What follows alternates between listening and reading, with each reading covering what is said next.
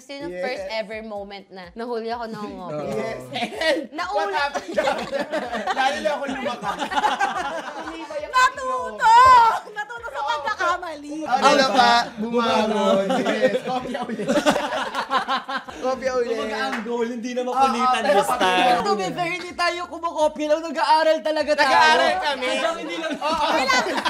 Hindi. Tsaka syempre, parang, alam mo yun, hindi ka rin pwedeng mangopya lang hindi ka nag-aaral. Tama. Kailangan mo kasi ng hindi mo context alam. clues. Oo, tsaka kailangan mo rin magbigay kahit isa lang. Kasi parang ganito yan, kapag nag-aral ka, mas mabilis mo ma-memorize yung Yes! sagot. Tama.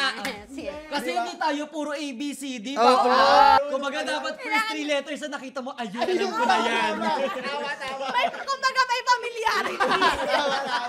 Tama. Kasi kung masasanay ka sa ABCD, hindi yan nag-work bakla. Tsaka nag-aaral nga tayo, hindi naman ibig sabihin na parang wala nag-relate kami sa talaga, isang no? tao. Hindi. Nag-aaral kami para matulungan ng isa't isa. Totoo. Diba? Ayun ang may advocacy. Diba?